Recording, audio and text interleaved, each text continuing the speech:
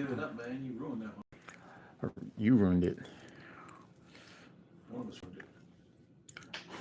Yeah, you. Yo, no one's here.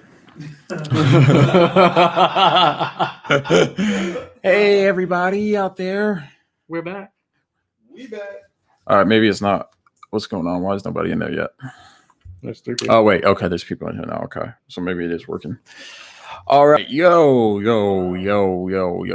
All right. What a crap channel. Yeah.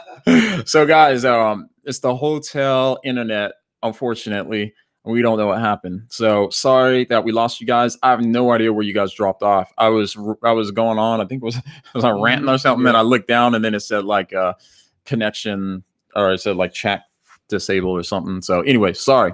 So thank you all for coming back. Glad you found it again. Say Guard 213. What did you say? Go to Guard 213's comment. It's relevant. It's relevant to right now. Oh yeah, you guys ever coming down to Southern California? Actually, yeah, we were supposed to be down there next week, but I decided not to go because of with my wife and all the stuff we're going through right now. Lack of loyalty to friends. To friends. Yes. Yeah, my wife takes precedence over my smelly friends like David Wood. Guard 213, check my channel. There's an Christian apologetics conference dealing with Islam next week, next Friday, Saturday, Sunday in Orange County. So if you want to come, I'm going to be there. Jay Smith, Anthony Rogers, Eddie Del Cor, Shabir Ali's going to be debating Anthony. I'm going to be debating Jay Smith. So where you been, dude? Where you been? Yes, Southern California. Yep, Southern California. Yep. I used to live out in LA and I loved it out there. Now things are crazy in California, but I always have love for Cali because I did love it out there. Hey, why don't you ask Kevin why things suck so bad? What is the probably don't even know who Kevin is. Zachary Shaw, thanks for the super chat. Appreciate it, my man. Thank you very much. You guys throw in your questions, and we'll Kevin's in the middle. How come John's in the middle of the screen and Kevin's off? There we go. How's that? Try not to. This is charging by the way too. So, plug. Someone asked about the election. What does it say? Hey, Isaiah 92 said he's going to try to make it. Yep. Hopefully you make it to meet that guy. I won't be there. Wish I could, but family first. So can't take too much time away from home. I need to make Ben a mod. Thanks, Radical Love. Ben, make a comment so I can make you a mod, son. I don't know why you're not. I thought you were one already. Oh, thank you. Someone said they like my hat. Thank you. Yeah. Oh, Ben's okay. I thought you were a mod because you're on the meme team, on the what do they call it? The channel member meme team. So it looks the same to me because I'm getting old. Hey, have Kevin put on his COVID mask. Yeah. Oh, you mean, yeah. Go ahead. You mean pull that out all day. You mean funny story. This mask? That mask. Oh, this mask. Funny story. Well, yeah, I was talking about when we were downtown. I was going to explain the story. That was pretty funny because they're like. So we were downtown Orlando today. Might as well tell it. We were downtown Orlando today, right? And we're there. We're walking to the march, and we walk right past this like big Biden area. It was like everybody's like Biden flags, and it was a rally. It's like a Biden rally down right next to where we were going to be starting the march. And it was funny because they came up to us when we got to the march, and so they're all wearing blue and all that too. And the color shirts that they had for the march were white and red, and so it looked like it was a response to Biden losing, right? Biden winning or whatever. And then but it was funny because they're like, yeah, you guys got to wear masks, and the only mask he has was this Trump mask. And we're in a mob of Biden supporters too. It was hilarious. So anyways, we thought that was funny. But, they didn't say anything to me because black privilege. Real thing.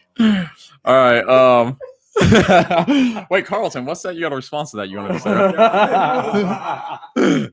Round 2. Yeah. All right, let's see. What else we got? Live stream connection. This live stream connection is worse than Muhammad's IQ. Live you though. Hey, your spelling's pretty bad too, bro. Just saying. No, just messing with you. Sorry guys if the connection's bad. It's hotel connection. We can only do so much. I think I might be the complimentary, but I don't want to mess with it. We'll throw them off. Guys, if you have any more questions, send them in now. We're gonna probably getting off here pretty soon. So you guys want to talk about whatever, send in the questions. Who's sitting next to What Do You Mean? His name is Kevin. Kevin. He doesn't have a channel. Do you? Oh, you do have a channel, huh? Oh, okay, yeah. Yeah. Plug your channel, man. Yeah, I just started my channels called King Cat. So it's really about we're talking about a whole lot about politics and religion, and so a little story about me. I came out when I think around June. I spoke out against Black Lives Matter and everything. Like kind of just went downhill for me after that in terms of like losing church friends, church family and friends, exterior. And so I just started speaking out continuously after that. If you follow me on Instagram, is also same handle, KingCat77 at KingCat77. And so like post every day. And so that was where I had started to like really just raise my voice about what's going on like politically and just how it's tying in with everything. And so I said I need to like do this bigger on a much more bigger stream. And so I contacted David, said, hey, like I really do think I need some help with this because I'm speaking out a lot. There's a lot going on politically and a lot of people are losing hope. Like how can I take what I'm doing on Instagram and go to YouTube? Because I know nothing about YouTube. And so like, you know, as much as a lot of people don't want to get into politics and religion, they're like cohesive. They're intertwined with each other. And so Hey, John, it's really, really important. Okay. So you guys should definitely follow me on YouTube. My YouTube channel is King Cat. Make a comment. I made 2 videos so far, so it's really good. But if you guys need hope, especially during these times with this election, I think it's extremely necessary. And yeah. Is it Cool Cats with a C or a K? With a K. I'm gonna link to it right here, but I can't. Okay. Was it okay? So, were you thinking about doing a conservative Cool Cats? So you have 3 Ks in there. Stole my joke. You see what I have to handle? I have to handle these guys. All right, cool, man. Some people are gonna find it. I didn't even know he had I just met him though, so we just met a couple days ago or yesterday or whatever that was. So, but yeah, so I haven't even started following, but yeah, I'll follow you. Dope. Somebody asked me some questions, and I just I'm getting tired. Bro meme, how about a video on anti-Trump fraud in the 2020 election? Yeah. Who said that? Was that somebody we know or no? No, okay. No. Let me say something about that. You're convinced of large scale fraud, right? I'm not convinced at this point of large scale fraud. So like I can speak for Instagram. On Instagram, I get heavily censored like a lot. I mean like every day and every other day. Alexandria Ocasio-Cortez spoke up today, and she mentioned how she wants to start what she calls a Trump accountability project, which is basically holding everyone who supports President Trump accountable for his presidency for all 4 years. And so think of that for a second. Sounds kind of like reparations. You want to talk about like authoritarian, totalitarian state like mindset? That's exactly what they're pushing. So someone asked a question about David earlier about, what does that really look like in terms of free speech? Because his channel got censored for like a week, for like 7 days. So what does that look like for a Biden/Harris presidency and your Christianity? You're being a believer, but at the same time, your freedom of speech. What does that look like? I promise you, if they really do win with all this voter fraud is going on, I mean, Arizona, Michigan, Pennsylvania, I mean, they're still being counted. These votes are still being counted, but yet CNN and Fox News declared Biden as, president. So those are things that you got to think and put into account, because if this Trump accountability report is real, which is what Alexandria Ocasio-Cortez is like really vying for, it's only a matter of time for your freedom of speech is just, so yeah. For our freedom of speech is what? Just gone. Oh, you're supposed to do it again, but yeah. Yeah, I mean, yeah. Lots to say on that. Look behind you. David's got a knife. Wouldn't doubt it. He's a sociopath. Oh, no. Psychopath. He thinks he's a sociopath, but I'm convinced he's a psychopath. I mean, vice versa. Christian persecution is probably following the conservative persecution in the coming future. You want to comment on that? Carlton's gonna lead it. Okay, yeah, Carlton back here might lead it. Mr. Black Lives Matter back here might lead it. You never know. No, Carlton has more of a nuanced view of anything too. I mean, both of these guys have nuanced views too. But yeah, Carlton, you want to talk about anything about your view? Or? It depends on what they say, because if you're talking about persecution of the church, I think that a lot of times American. Oh, we can't hear you, son. I don't know. Yeah, I don't know. Like when people talk about persecution in the church, I think we don't really realize that, especially in America, we're kind of like Christians in air conditioning. You know what I mean? And I think that we think that we're experiencing persecution, and we don't really recognize the state of the church around the world. Like, you mean the degrees of persecution? Yeah, the degrees of persecution. So I'm not saying that validates the struggles of Christians here in America. Yeah, but I think that we have a very, I hate because the term has been thrown around so much, but a very privileged view of persecution, and I think it's just something we should take seriously. But I don't know if I would say that it's necessarily tied to conservatism, because there's definitely different types of persecution and taking place in America and across the world. Yeah, as of today, of course. Yeah, I mean, when I did the video a couple days ago on North Korea and the persecution of Christians out there, and I mean, if you guys even see, there's videos on like Christians in China who get Bibles and they're ecstatic. You know what I mean? Because like they're dying for the word. You know what I mean? They really are craving the word so much because they don't have access to it like how we do. And it just shows you, like, because in America, a lot of us, a lot of times, like, people get Bibles and stuff, not even read them. You know what I mean? And but you think about if like you're in China, these areas where the real persecution comes on, you start thinking about like 1 Peter 2, and then some of these places, even 1 Peter 2 and 3, but in 1 Peter 2 and 3, Peter's talking about like suffering as a Christian, or being living as a Christian in a pagan culture and a society and stuff like this. But he talks about too, like, the persecution aspect, and you see this, and that's when you really start thinking about these things. Like, man, if you were in a position, all of you watching, right, you're in a position where some jihadis bust into your room and they have a gun to your head, you know what I mean? Then and it's like, they say, if you just denounce your faith, we'll let you go. If not, we're going to kill you all. You know, then it's like, that's when these moments matter a lot more, right? If you preach the gospel, you're facing life in prison or being executed. You know what I mean? In a lot of these countries and stuff, that's how it is. Yeah. You know, and so it's like we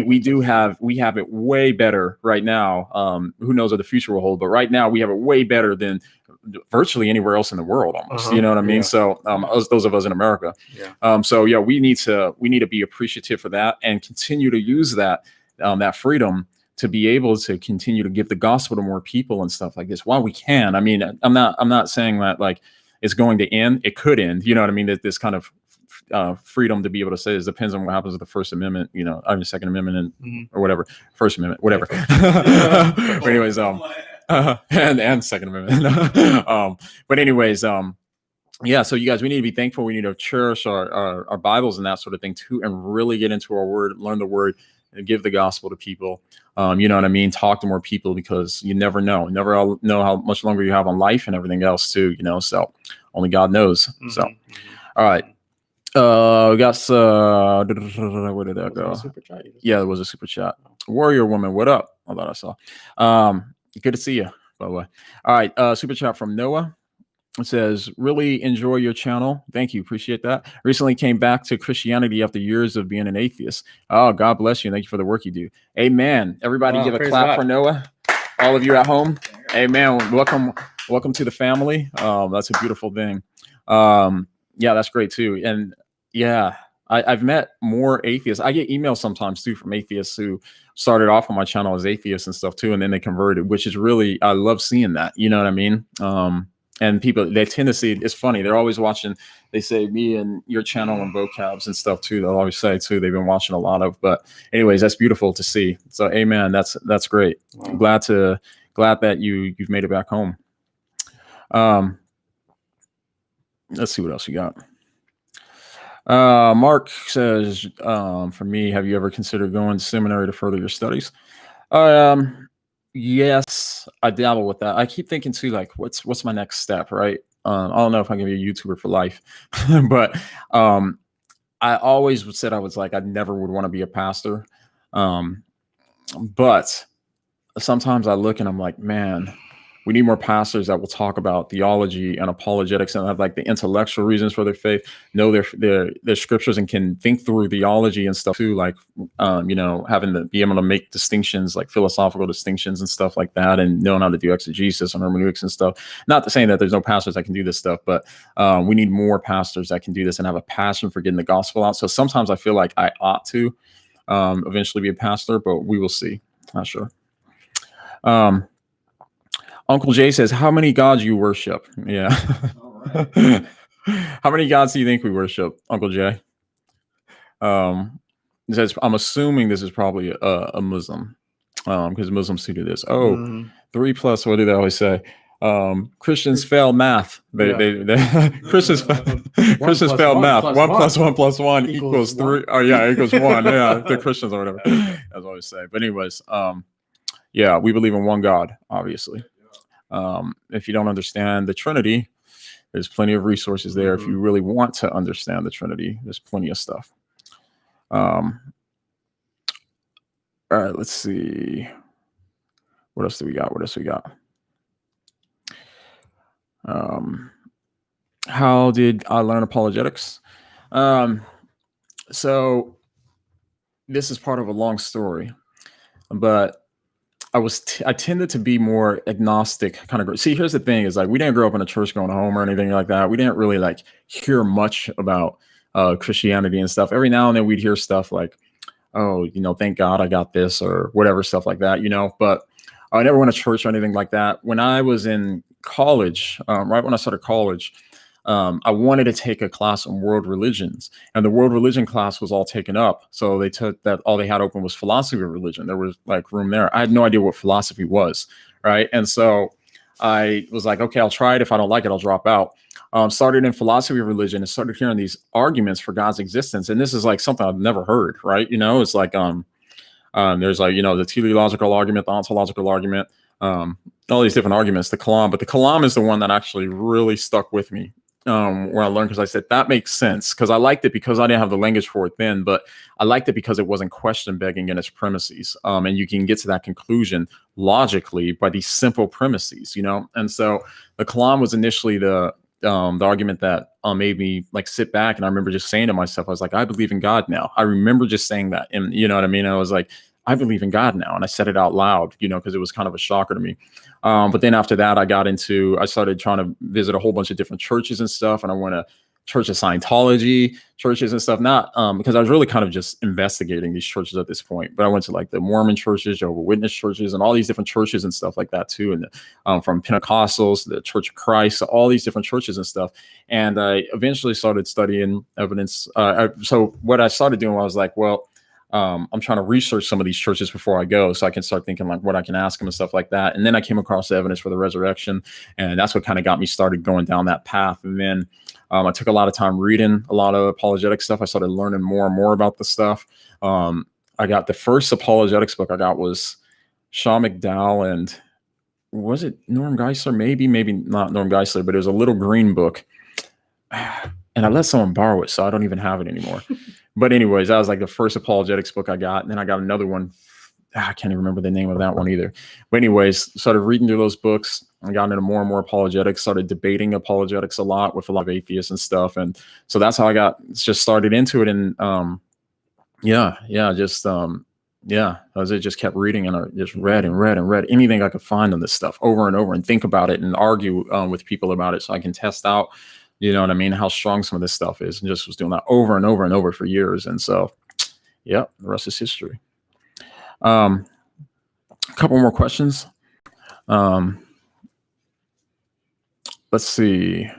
This question from Mark says, how do you respond to one who claims being against same-sex marriages on par with racism?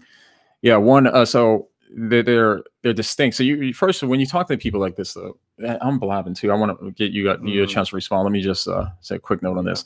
When it comes to this too, people you got to see where they're coming from, why they're saying what they're saying, because you can give them a logical response and it might not even register with them because they're at a different place, or they mean something, or maybe there's a deep emotional something there they're battling with or whatever. So you want to like have conversations, ask a lot of questions, ask them why it's important to them, those sorts of things. I ask a lot of questions before I respond usually when I'm talking to people, because I want to make sure I understand them right.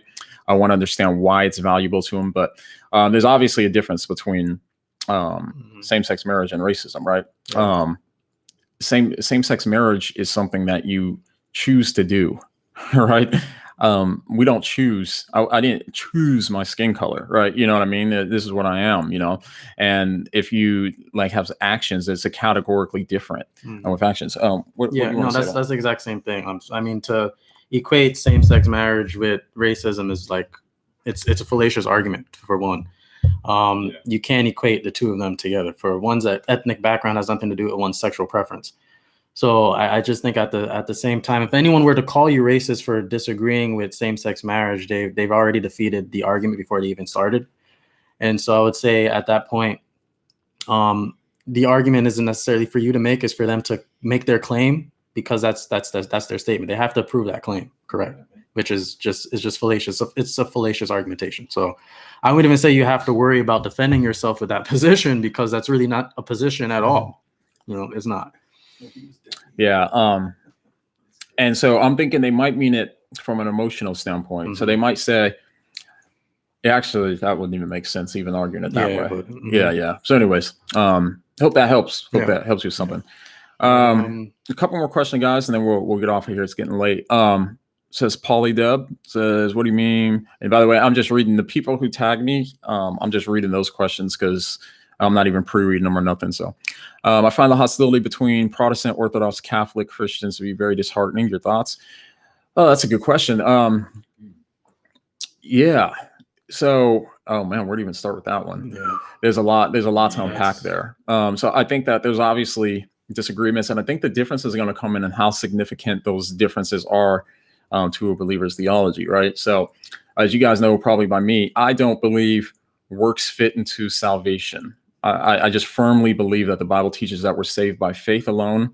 We're saved by grace, faith through. Gosh, I'm so tired. By grace through faith. All right, Ephesians 2:8-9. You can't speak, but you're going to lecture. I know. I'm tired. So Ephesians 2:8-9, and like obviously Romans 11:6, Titus 3:5, 5-7. There's all these passages. I mean, I think the Bible's overwhelmingly clear to me, and I've talked to my Catholic friends and stuff about this. I just don't agree with it. But I think that it depends on how significant that difference is, right? I think anytime we start adding in works, and pause on the Catholics and the Orthodox, because I don't want you to feel like I'm strawmanning your position. I'm not saying that yet. I was saying whenever we add in works, things get sloppy. The gospel gets confusing instantly. And this is what always happens if everybody has these different lists and they say, well, the works go here. No, the works go here. Well, the works is this way, this way, this way. I just don't think works fit into salvation at all. I think Romans 11:6, to me, how do you get more clear than that? You know what I mean? And Romans 11:6, Paul says if you have, actually, I don't want to misquote him. Let me just read the verse just so I don't want to misquote. 11. So Paul says, I just want to make sure. All right. And if by grace, then it cannot be based on works. If it were, grace would no longer be grace. Right? That's it. The grace and works are mutually exclusive. You're either given a gift or you're working for it. And it's like I don't understand. I mean, I do understand at some level why people make that confusing, because we all have a natural inclination to say we have to work for this. We have to earn this in some sense. You know what I mean? We have to, because it's so counterintuitive to us. This is why the gospel is so radically offensive, I think. This, and Paul talks in Galatians, I think it's the end of Galatians 3, if I remember right, where he says like, if I were still preaching circumcision, he's like, then why am I being persecuted? And because the thing is there that you can get into with the Jews and the persecution and stuff, but it's like works. You think about that. If you're still preaching works, it's not that offensive. Like people say, well, it's offensive, but it's really not, because every single religion on this planet believes that we're saved by our works. Every single one besides Christianity believes that. Every single one, you know what I mean? Because that's not the hard thing to believe. The hard thing to believe is that we're saved apart from works, based off of what Christ did in his righteousness and not our own righteousness and what we did. So that's my thoughts on that. And so, but I understand that, like, I mean, I listen to my, my friends, Catholics, Orthodox, we have a lot of conversations. I understand their points of view and how they be fair to the Catholic view, they say, it's, I want to say, depending on the Catholic, but anyways, these means of grace and this sort of thing too. They believe we're still saved by grace, but they believe that works play a role. I just don't think that's the case, So, anyways, I understand that I don't like the hostility and the stuff either, and I think that people do well to just be able to talk, man. Like, talk about your theology and then like show each other passages, get some rules on like exegesis that you guys can agree on and try to work through the scriptures through that. You know what I mean? Try not to assume your position in some ways too, like Catholics don't say, well, the church says this and the Vatican says this, you know what I mean? If you know that the Protestant doesn't hold to those things, try to find common ground and try to work from there, so that's my advice. But I agree. I mean, I hate seeing division, but sometimes there's a need for it sometimes, but you want to pick your battles wisely. All right. Let's see. Oh yeah. Pretty persuasive one just went away. But quoted James 2. Let me see if she said anything else. Do you see it? I lost it. James 2. Okay, yeah. What about James 2, 14-26? Faith without works is dead. This is, if you notice, every single cult in the world will go to James 2 every single time. Faith without works is dead. Every false gospel starts at James 2. Why is that? And it's ironic to me that Protestants go there as well, but I understand it because it sounds straightforward. Faith without works is dead, right? Now, if you look at the context there, I've taught on this too a lot with the Patreons, because I have. So if you look at the context there, what is the point that James is making in this context right there? So if you want to start, you can even start at, let's say, like verse 12 down. But the thing there, he's talking about usefulness. And this is like strikingly clear in the context there. He's talking about usefulness. And he says, what good is it, my brothers? And he's saying, what good is it? And then you can even say, he's using the word useless too. He's talking about the usefulness of the function. Now, people will insert salvation here, and I believe that it's unwarranted. I can see how they can make that argument, but I believe that it's unwarranted.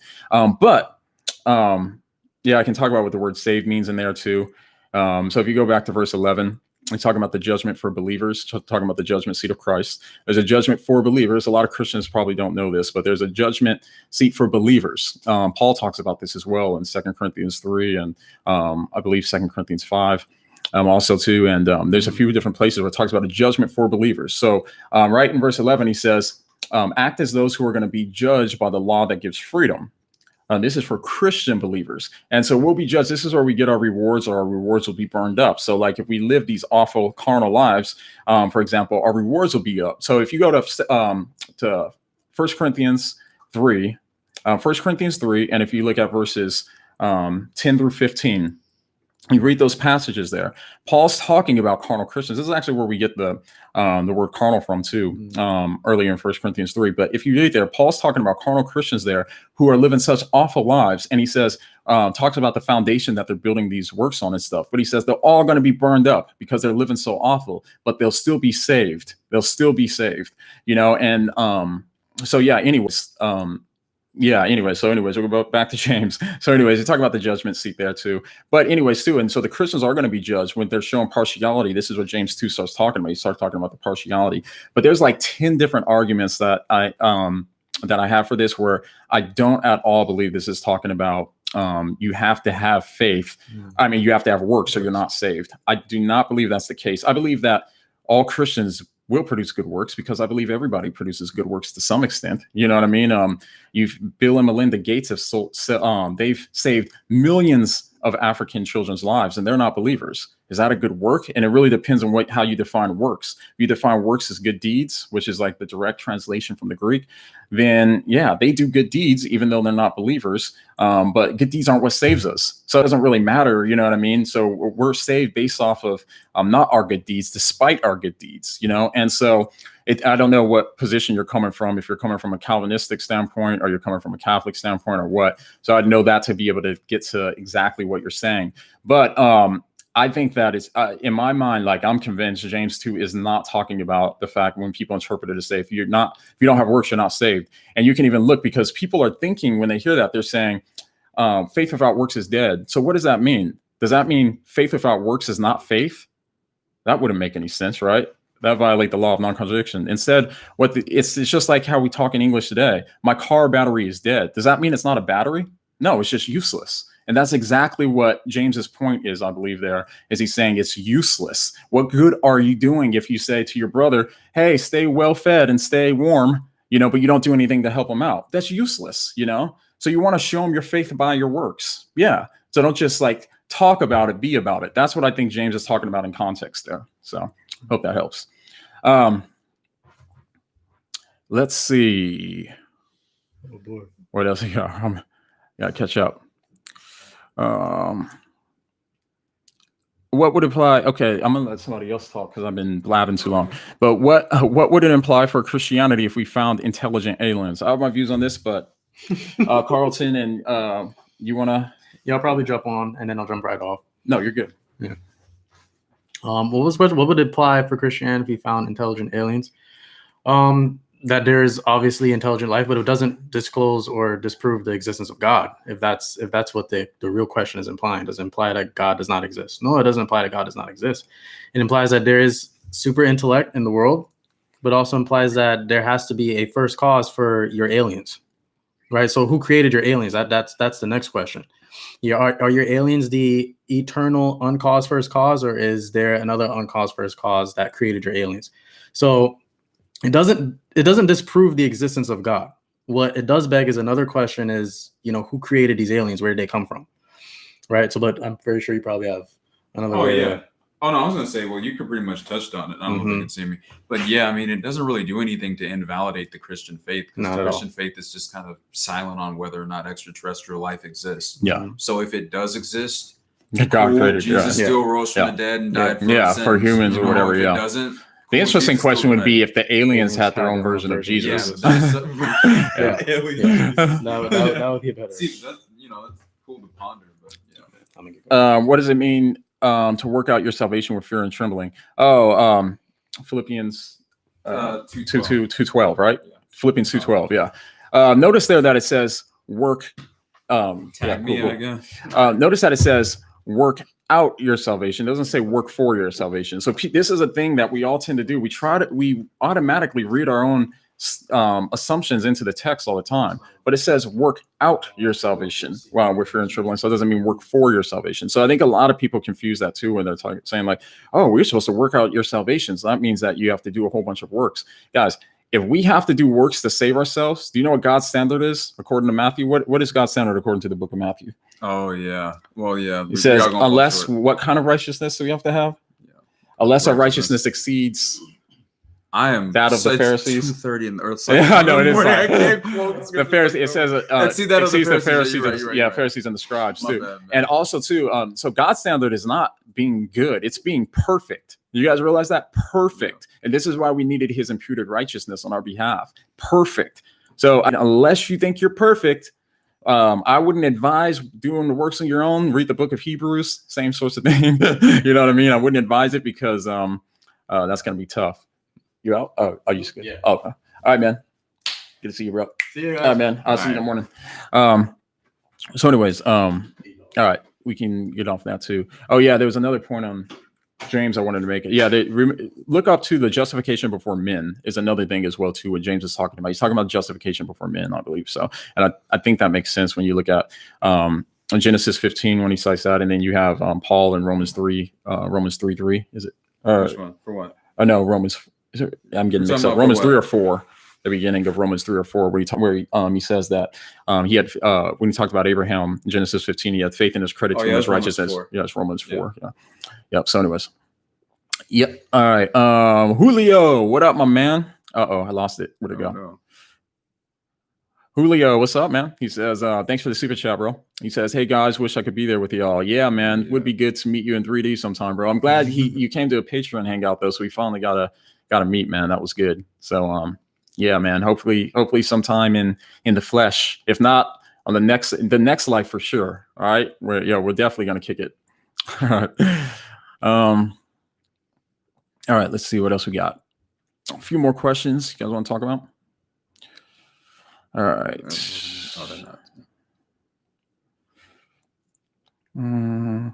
Radical Love. What's up, Radical Love? Says, good to see you, by the way. Good to read from you. Says, what purpose would such aliens be used for by God? Is that the question? Maybe everything has to have a purpose. Yeah. Yeah. Man.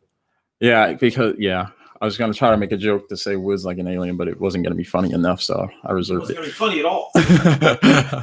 Anyways, I mean, God could have purposes for creating aliens. I think if you think about it this way, I think it really boils down to to how life started on Earth, right? Because people always say to me, they're like, well, the universe is so vast. Of course, there has to be some other life out there. And my thought is why? Why does that have to be the case? And I think it really depends on the mechanism that brought life into Earth in the first place. So if the mechanism is evolution, and even scientifically, though, it's extremely implausible that there's life, exists anywhere in at least our visible universe. And those, there's some spots that could have it, but the fine tuning is so precise to where we are, where the planet Earth is, that and all of the conditions are just right for life. But if we say that it's naturally by evolution apart from God, then it's possible that there's just random life everywhere, and who knows what they'd be like. Or if God created the universe, then that's really depends on whether God decided to create life elsewhere or not. You know what I mean? I don't think that if he did, we would be the first to know, like, where he's like, oh yeah, make sure I include this into the scriptures. Like, would it be relevant to us? You know what I mean? But I tend to lean towards, there's probably not life anywhere else, but if there was, it wouldn't do anything to my faith. I say, okay, God created life elsewhere. Yeah. I wouldn't see it as a problem personally. All right, let's see what else we got. All right, let's see from you pronounce that. I'm not messing that one up. Oh, Hikomani Kondlo. Mr. Klondo. Says, since we hypothesize. Yeah. It's getting late, man. I'm getting tired. Hypothesize that the universe is expanding through the red-blue light shift. Does that have any implications on Genesis 1? It depends on how you read Genesis 1. So, by the way, what he's referring to is the red shift to show that the universe is actually an expansion. I love cosmology, by the way. You guys want to nerd out and talk about cosmology sometime? You guys, maybe I'll set up a stream and for just like cosmology. But anyway, he's just talking about the redshift, and this is one of the ways that they realized that the universe was expanding. The universe is expanding. You reverse it down, and then you realize that it came to something they hypothesized like a singularity, according to the Big Bang theorem. But the Big Bang theorem's incomplete. Big Bang theory is incomplete because it breaks down at quantum time. Which is like a fraction of a second, but beyond that point, we don't have like a model for quantum gravity, so we can't see past it. Like, we can see that, like, that's at this point, but we can't see that first split second. We can't be precise to what happened there because everything gets so small when you get down to the quantum level that our math just doesn't work anymore. So we need a theory that kind of unifies the quantum mechanics with classical mechanics, but that's another story. But anyways, what implications does it have on Genesis 1? I think that it would be confirmatory of Genesis 1, but it really depends on how you read Genesis 1. So with the Bible, you have a bunch of different genres, you know what I mean? And a lot of the genres is pretty clear, you're like, oh, okay, read the Gospels, you're like, okay, this reads like some version of history, like, or bio, ancient Roman, Greco-bio, or whatever, you read it as a historical type narrative. You read Psalms, you realize that these are like, poems and this sort of thing too. And then you get to like, I don't know. So anyways, there's these different genres in the Bible, but Genesis 1 is one of the areas where the genre is not explicitly clear, because there's these overlaps with some of the surrounding cultures and stuff like this, taking some of their views and stuff. So it's not extremely clear. So this is why there's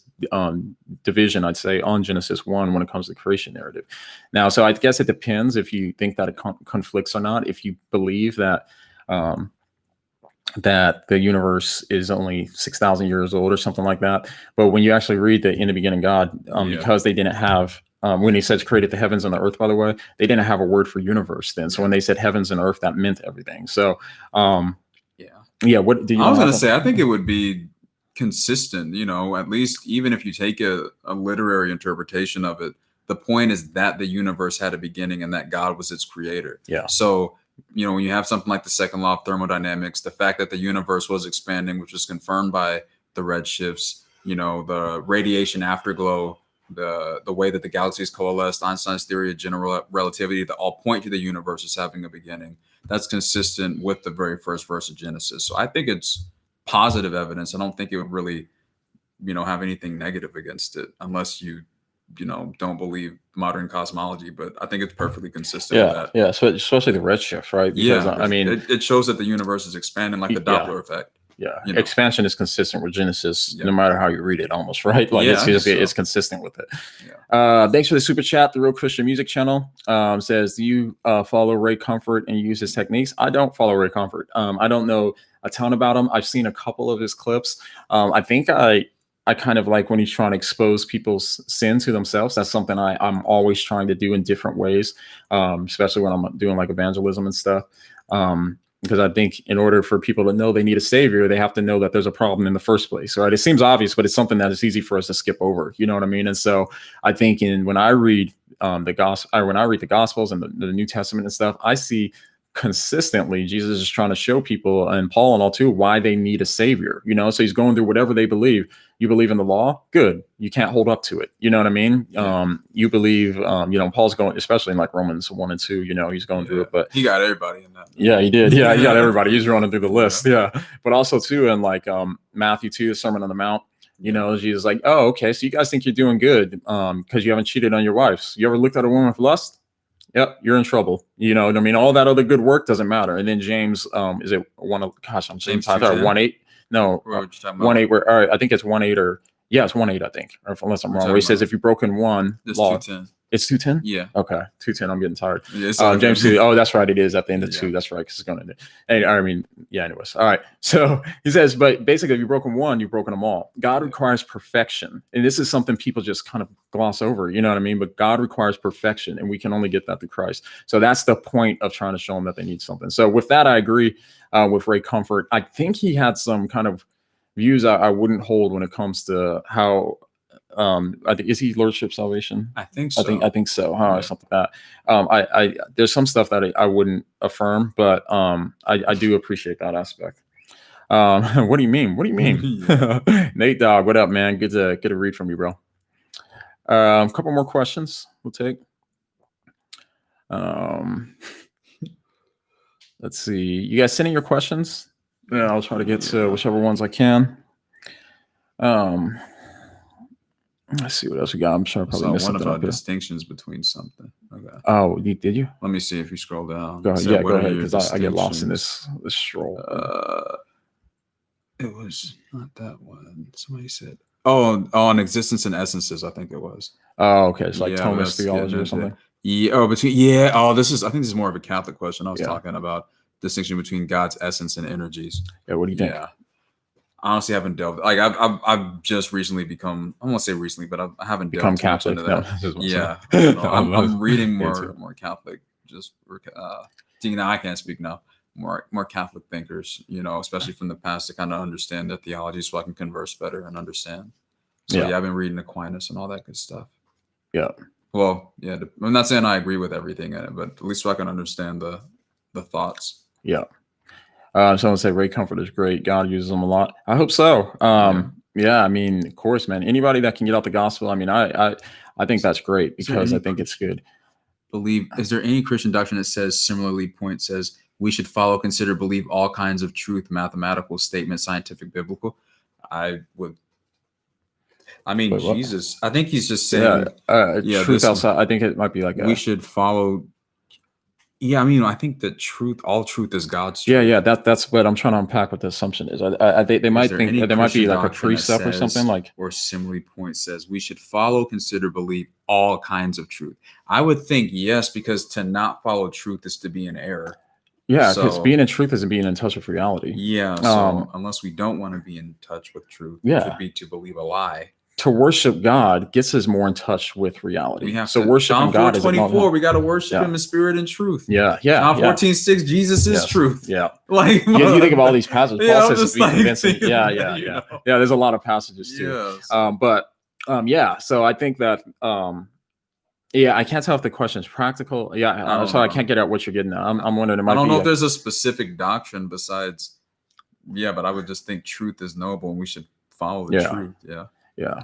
And that's what's so great, because Jesus says he is the truth, right? That's what's so great about it too, is because Jesus is something true about reality, right? It's like, I think about how deep that is too. Well, you know what I mean? Jesus says, I am the truth too. Yeah. So into the logos and the fundamental principle and all that good stuff. Yeah. All right. Somebody's complaining about mods should be able to take constructive criticism. These type of people you have working for you, maybe I won't watch. Hey, if you don't want to watch me, bye. I'm not going to coddle you. You want the other people to coddle you. You want everybody to bend to you, and then you're going to threaten me by that. If you're going to leave, you can leave. But my thing is this: like, my mods, by the way, they're not paid employees or something, and they're not trained. These are people who, like, I've seen them on my videos and stuff like that, who try to mitigate and stuff to make sure things don't get too far crazy. So if you have an issue with the mods or something like that, you can go ahead and tell me, hey, your mod did this or something like that. If you want to say that in the chat or send me an email, that's fine. You know what I mean? But I don't do well with people trying to threaten me that they're going to leave me because they want me to coddle to them. I don't do well with that kind of stuff. So if you want to leave, deuces. Okay. No one's forcing you to watch anything. So not going to work. This guy's really asking about trick-or-treating a lot. I'm like, man, I wonder what that like 8 times. Okay. The COVID-19 vaccine, I don't have a lot on that. Yeah. Nate, no problem, my man. Yeah, I don't have a lot on the COVID vaccine. I hear a lot of people talking about the chip, and a lot of people think it's like it's going to be the mark of the beast and stuff like that. I've already given my views, what I think on the mark of the beast, and the video on Kanye and the mark of the beast or something like that, if you want to watch more. Yeah. So anyways, check out that video for more if you want to hear my thoughts on that. What else we got? Somebody was asking about Mark. I saw your questions, Mark. I'm just trying to make sure, because I answered a couple of your questions, so I'm trying to make sure that other people get their questions. And the only reason I haven't responded to them, but you've got a lot of good questions. But if we don't have anybody else here in a second, then I'll come back to some of your questions. Does David Wood shave his feet? That's a great question. Dude, look at those. David has like, it's like the color of my shirt. His hair is just blonde. I don't know why my leg. You don't have hair on your legs. David shaves his legs. I know that.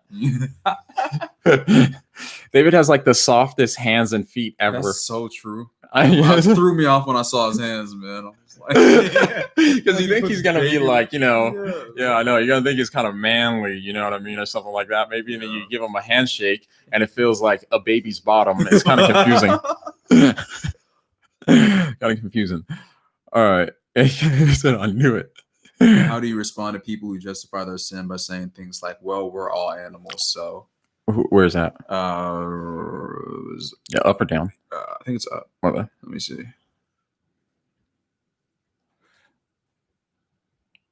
Okay, this thing's moving. Okay, I don't see it. Oh, right here.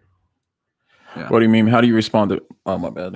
You're good. You're good. What do you mean? Whoops. Getting tired. Yeah. What do you mean? How do you respond to people who justify their sin by saying things like, "Well, we're animals"? So these are non-believers, of course. They're just appealing to evolution and stuff like that. I mean, that's the thing. If they're not Christians, we can't expect them to live like Christians, right? You know what I mean? So if that's the case, like, if that makes sense on their worldview, you know what I mean? If there really is no God and we're just these evolved meat robots, then I mean, I feel like it's also close to an is-ought fallacy, though, just in the sense of because animals do something doesn't mean that I should do something. But I guess if we're nothing but animals, though, then it's consistent. But animals also sometimes eat their young and rape each other. Yeah. So does that mean that somebody can do that and then say, well, exactly what I was I'm just an animal because that happens in nature? Yeah, exactly. That's a bad argument. Yeah. I saw something on Ephesians. What was it? What do you mean? Do you believe anything? Do you believe anything? Maybe it means anyone is in hell right now, since Paul says in Ephesians that they're principalities in heavenly places? What do you think? Oh shoot, I don't think. What passage is that? Ephesians 6, when it talks that's about. What I was thinking. This is after we don't wrestle with flesh and blood. Yeah, that's why I said this is after the spiritual warfare part, right? Yeah, it's right in that same part. It's yeah. Right Okay. Yeah. There's because even in Ephesians 1:3-4, though, it says that God blessed us, or it's like Ephesians, I think it's 3-4 that He predestined us. That's here. Wait, can you look up Ephesians 1:3-4? Yeah, that is. It talks about in the heavenly realms and some different people. Depending. Well, that kind of depends on. I don't want to say cosmology isn't the right word, but it's kind of your understanding. You're saying go to Ephesians 1:3-4. Okay. Yeah. Let me see. All right. Let's see here. Thank Father Jesus, who is blessed in the heavenly realms with every spiritual blessing. There we go. Yeah, in the heavenly realms with every spiritual blessing. Yeah. So, I mean, there's debate over what the heavenly realms means there. Yeah. But that's a theme that's it's a term that's throughout his letters in this. Yeah. In Ephesians. So yeah, I mean, I read who is blessed as in the heavenly realms of every spiritual blood. So what is the interpretation that I'm missing? What are they saying? Well, they're asking if, because he says it in the heavenly realms, is there like a hellish realm that anything is in? I think when he's speaking of heavenly realms, he's speaking of a spiritual realm. Yeah. And, because even then, Satan isn't, and the devil isn't in hell yet. It says that he prowls like a lion, so that he's somewhere, if you want to say, between the heavenly realms and earth, if you want to call it that, or still So I think of that as more so talking about spiritual realities, and in the context of Ephesians 6, where it's talking about how we don't wrestle with flesh and blood, but the principalities and all that in heavenly realms. I think it's speaking of also a certain spiritual reality, at least when I think about it right now. Yeah. Well, I'm thinking in context here of Ephesians 1, right? Like the context here, because he's talking about. If I remember right, which is weird. I don't know why I'm struggling to remember Ephesians 1. Because it's 1:30 in the morning. I know. But usually, I mean, we all have conversations go through stuff like, But anyways, because I remember he goes on to talk about Christ's sacrifice and stuff for us and all that, right? Yeah. And all that, and like the blood sacrifice. So anyways. But for these, he's talking about spiritual blessings. That's why I think of, at least in Ephesians 6. Yeah, that predestined. So if it is referring to eternity, I think it's probably referring to rewards and also like the imputed righteousness. Yeah, because then we have the adoption of the sonship, of course. If you go to Ephesians 6, but that's out of context. I mean, it's not out of context, but I'm saying it's so far from the context where I'd be hesitant to use an exegesis from 6 to go to 1. Right. I'm just thinking of for our struggle is not against flesh and blood, but against rulers and authorities and against the powers of this dark world and against the spiritual forces of evil in the heavenly. That's what I think. That's what I'm saying. It's like it's constantly I see what you're saying. Tied to like spiritual realities. Yeah. Oh, Robbie's in the house. Robbie, what's up? My boy Robbie's the melodist. He changed the name to something. It used to be something else. But anyways, man, good to see you, bro. He's been studying Greek and Hebrew in school right now at the my goodness, the Christian college in Colorado where Craig Blomberg teaches. Which one is it? Yeah, I think I know which one. I don't know the name of it though. Yeah, anyways, Denver Seminary. My goodness. So hey, Robbie, I'm sure you probably have some stuff on that too. All right. Let's see. He wrote Denver Seminary. What's your opinion on spiritual baptism being a separate third event from whatever baptism that occurs later in life? Charismatic theology talking stuff. About baptism by fire of the Holy Spirit. Yeah. Oh yeah. I don't know. It said it was a separate and third event from water baptism. They talk about like water baptism and then like baptism in the Holy Spirit, then baptism by fire. Okay, I think they're different, but I don't know enough about. I think I have like a rudimentary knowledge. Yeah, I was thinking that too. I'm not sure if I have a ton of out on that. Unfortunately, I can't think of any time that. Sometimes I've wanted to delve into it, but I just haven't. Yeah, water baptism is an interesting subject. I would love to talk about some other time because I'd like to talk a lot about it. I think it's a good subject. What do you think about people being denied about denying or denying that humans not having a sinful nature? Maybe I've been seeing increasing. It's a shockingly increasing growth of people saying that we're not it depends on what people mean when they say this, but I've seen people mean two different things. Or they say we're not sinners, we're sinless. Now, you know what I mean? Those that are Christians should be sinless, you know. And so if you mean that, yes, we're sinless because of Christ's imputed righteousness and we're in Christ's family, absolutely. But if you mean we're sinless as if we never sin for the rest of our lives after we're saved, I think that is just insanity. I mean, if that's the case, if you never sin after you're saved, then I would love to have a conversation with you and try to tick you off. We'll see if that's true or not. No, because I mean, John 1:8. Yeah, exactly, right. Yeah.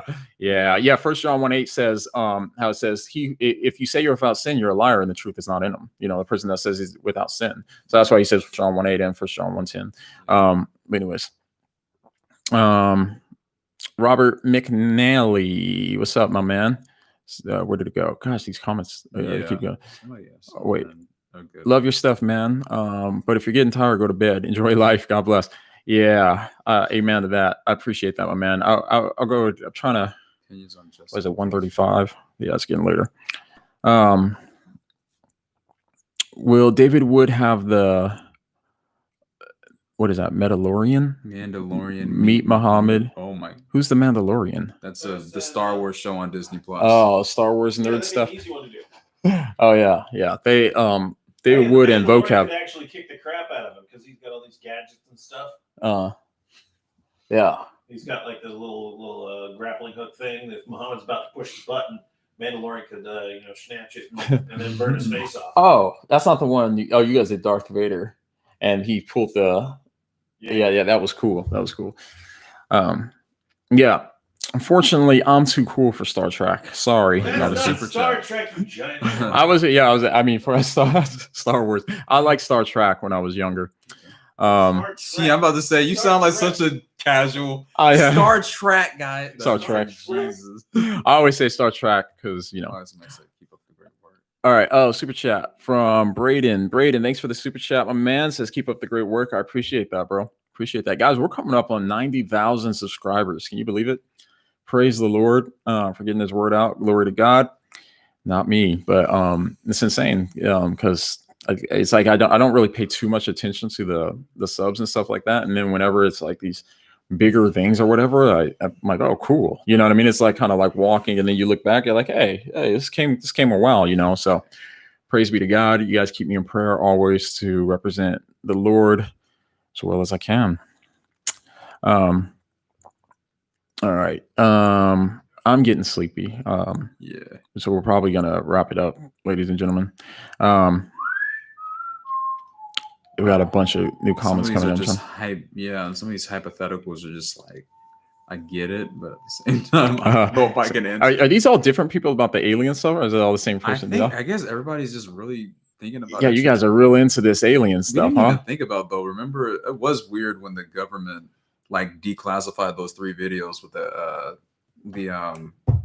unidentified flying objects, and they were really weird to look at. Oh, so you believe in so crazy? You believe in UFO? I didn't say. I'm not saying that, but I'm saying that Roswell. Oh my gosh, no! 2020 has been so crazy that like, all that was going on, and they just kind of just slid that. That's like the only thing that can make 2020. Actually, I don't even know if it would even be weird at this point because 2020 is so crazy. So if aliens come here and say, "Hey, everyone," then everybody be like, "Oh, another 2020 weird thing happened."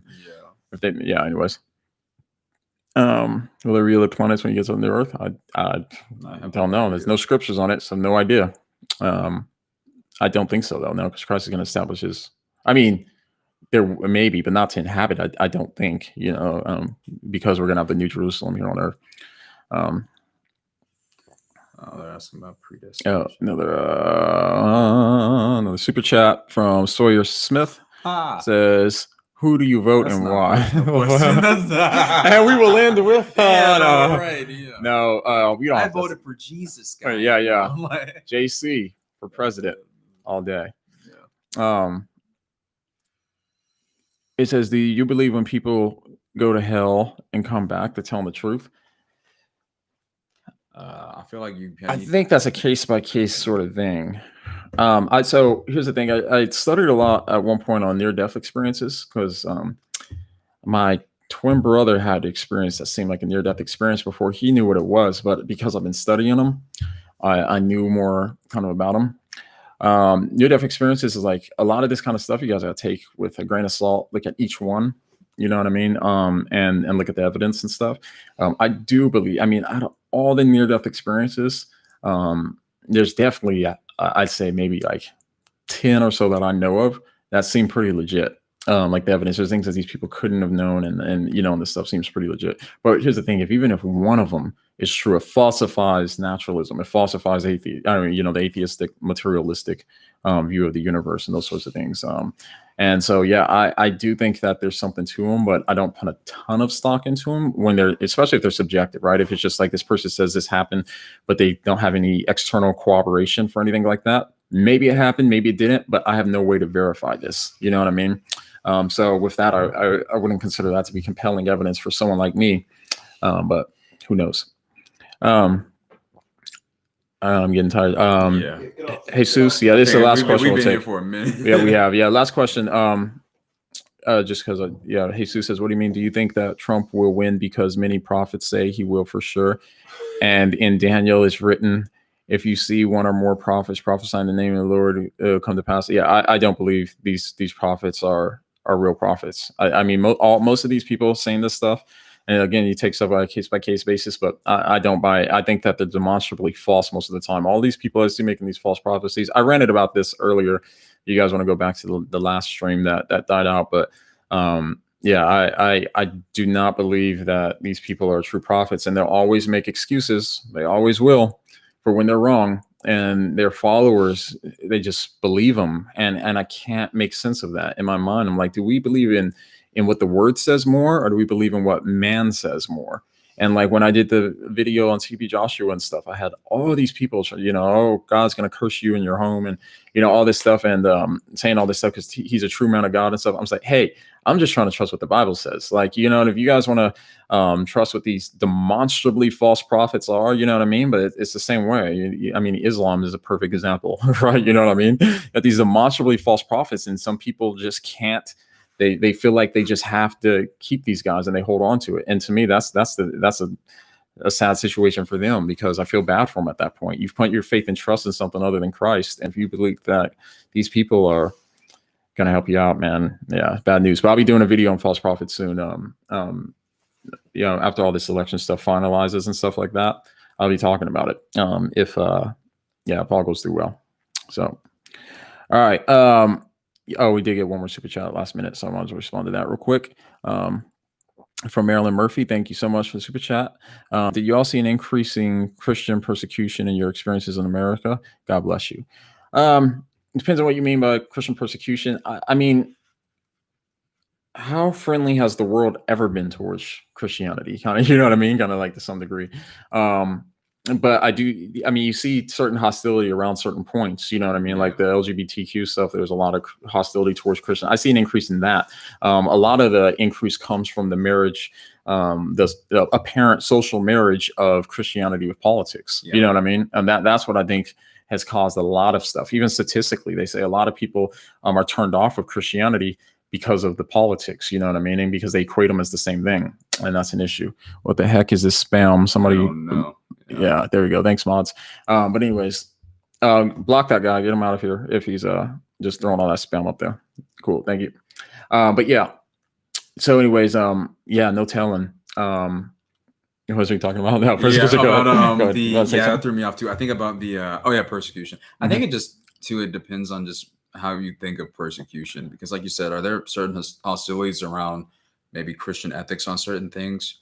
Sure, as the culture moves certain ways. And then I think too, I don't know, sometimes the church has damaged its public witness in the way that it's handled certain things. But I don't know if I would go to the extent of calling something persecution. You know, I guess at what point do we consider, you know, I don't want to say an increasingly secular culture, but at what point do we consider something like actual persecution? Because like I was saying earlier, when we look at the state of the church around the world and we see what like real persecution looks like, and then we look at what, let's say, American Christians are going through with certain things, it doesn't delegitimize the struggle, but it definitely, I think, contextualizes it.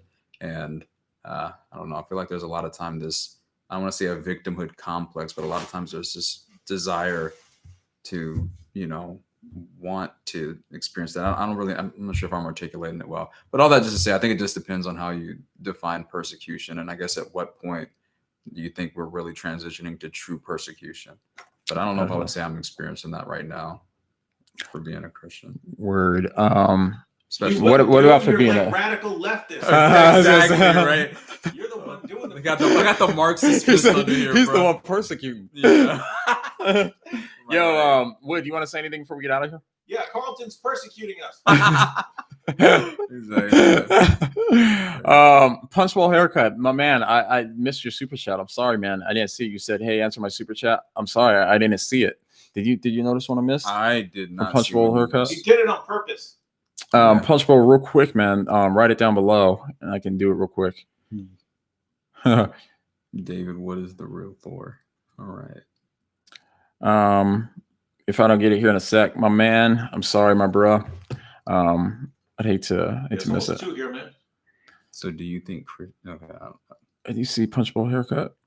I do not see him. A lot of good questions, guys, but unfortunately, we are extremely tired. It's like 2 a.m, and we've been up. Oh, here we go. Real quick. John's like, we'll just go live for half an hour.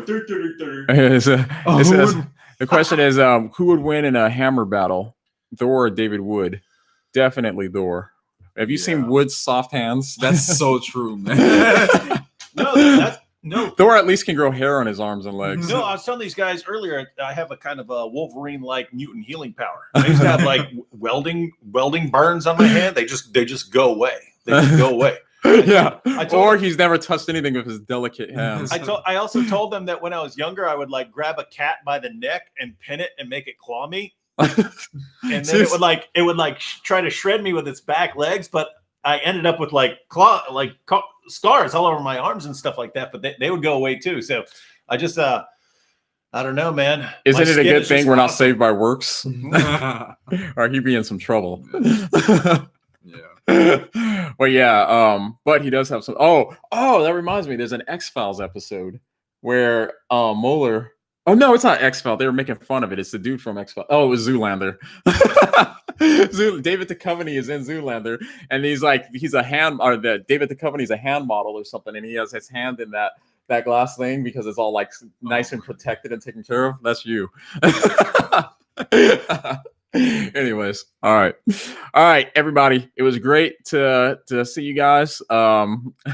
Benjamin, good to see you too, bro.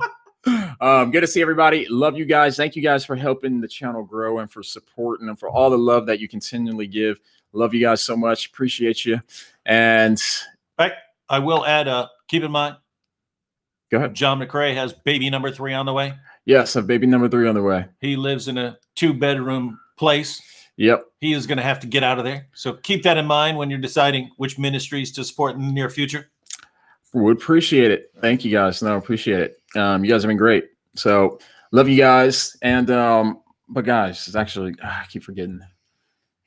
The next time that you realize that David Wood has the softest hands you've ever seen in your life, and they're quite small as well, by the way. If you'd say that, the next time that someone tells you, I can't even think straight. My joke won't even pull together because I'm so tired. Look at these manly hands. They're huge. They're huge. What are you going to say? What do you mean? All right. Peace, guys. All right. Now we're going to look awkwardly for the next minute. Need a power, son. Peace.